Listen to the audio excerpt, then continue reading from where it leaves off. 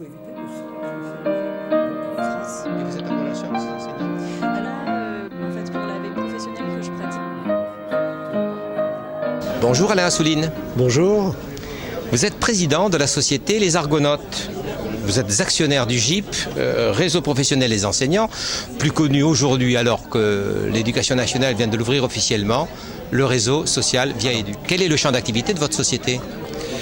Ma société crée des sites internet, des dispositifs internet et très souvent lorsque nous créons un site internet, on est amené à travailler aussi sur la modification de tous les processus internes de l'entreprise qui au départ fait un site internet pour communiquer ou vendre, mais finalement lorsqu'on communique et qu'on vend sur internet, on est amené à digitaliser tous les processus d'organisation interne d'une entreprise. Donc on accompagne les entreprises, les organisations. Par exemple, nous avons fait le site de l'APEC, apec.fr, c'est nous qui l'avons fait. On déploie les sites de Peugeot dans 90 pays. On a fait un réseau social territorial pour le département de l'Oise. Voilà, on travaille pour toutes sortes de clients, privés, publics, pour des collectivités locales.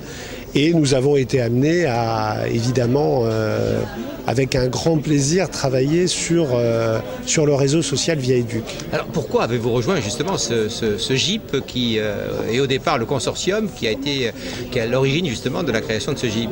Alors nous croyons beaucoup au fait que les réseaux sociaux, il y a les réseaux sociaux hors sol.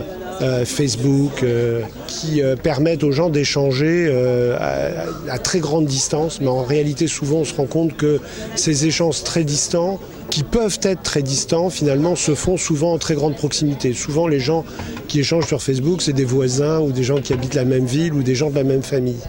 Mais nous pensons que ce type de communication, d'échange, de partage, d'annotation, de commentaires, de possibilités de se raconter des choses, mais aussi de commenter des choses qu'on a aimées, de les partager avec les autres, ça peut être extrêmement fructueux dans la vie sociale et ça peut être extrêmement fructueux dans la vie professionnelle. Et on pense que ça peut devenir un très grand accélérateur de la modification, de la façon de travailler, du partage.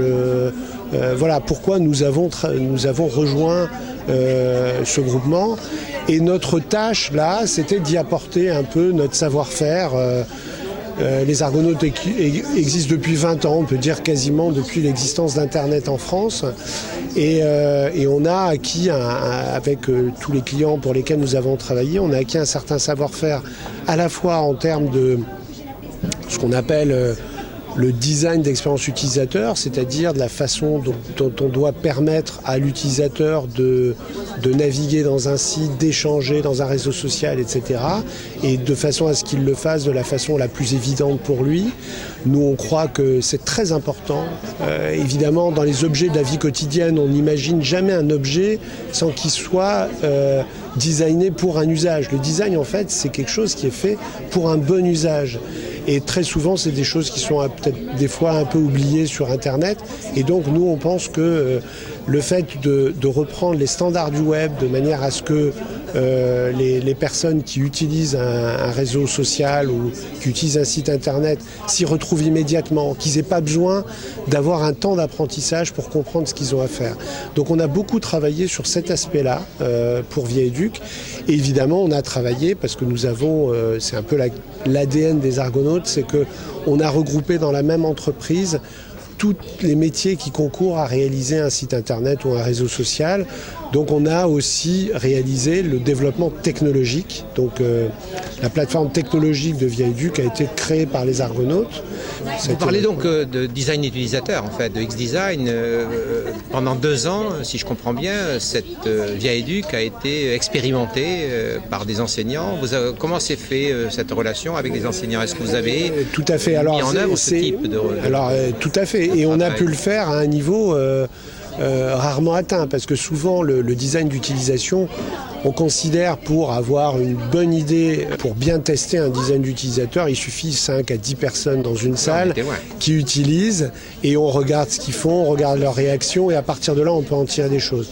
Là, on a eu la chance de pouvoir le tester sur des centaines puis des milliers d'enseignants. Et on a eu la chance de pouvoir disposer d'un labo de l'éducation nationale qui est basé à Poitiers, qui a pu aussi apporter laboratoire de recherche technique. C'est ce laboratoire de recherche. Et donc ça a été extrêmement enrichissant, y compris pour nous, parce que il y a des usages qui ont pu émerger de cela.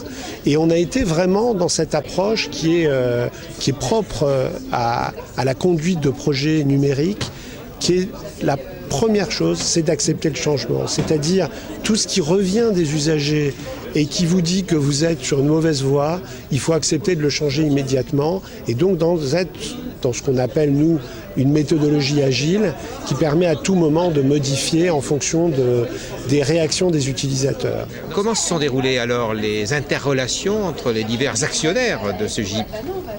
Il y avait un comité de pilotage qui se réunissait régulièrement et qui faisait un point d'étape. Chacun venait présenter où il en était de ce qu'il avait fait. Mais entre ces comités de pilotage, on travaillait évidemment en bonne intelligence et de façon permanente. Par exemple, on avait les remontées des tests utilisateurs bien sûr. Et en fonction de ça, au comité de pilotage, on décidait oui, ça c'est pertinent, il faut qu'on le change et on travaillait comme ça. Alors aujourd'hui, Viaéduc est ouvert au public enseignant, puisqu'il est réservé quand même aux enseignants et au personnel de l'éducation nationale. Qu'attendez-vous dans l'avenir de Viaéduc ? D'abord, j'espère que ce sera un succès. Et un succès, ça veut dire que une majorité des 800 000 enseignants l'utilisent vraiment et je pense que ce qu'on peut attendre, c'est que ça soit bénéfique à l'éducation de nos enfants. Donc que ça permette en fait l'idée, et c'est toujours ça le numérique qui réussit, c'est de se dire quels sont les usages de la vie quotidienne qui pourraient être transposés et être accélérés grâce au numérique. Et finalement, les enseignants ont toujours, de longue date, toujours, ont un peu sur la base des outils qu'ils avaient déjà, des livres dont ils pouvaient disposer, ils ont toujours fait des outils des pédagogiques à leurs mains. Alors c'était les polycopiers, c'était après les photocopies et donc là l'idée c'est de pouvoir leur donner un outil qui leur permette de le faire en digital et de pouvoir le faire collectivement. En partage. Et en partage. Et ensuite le diffuser très largement de manière inimaginable avant. Donc tout ça, c'est quand même des éléments qui vont permettre d'accélérer les échanges entre enseignants et je pense que ça, c'est fort d'une très grande richesse parce qu'il y avait énormément de richesse dans ce que chaque enseignant pouvait faire. Le fait de pouvoir le partager entre eux et de pouvoir aussi, quelquefois, le concevoir collectivement, c'est un élément qui va sûrement enrichir énormément la pertinence de leur enseignement.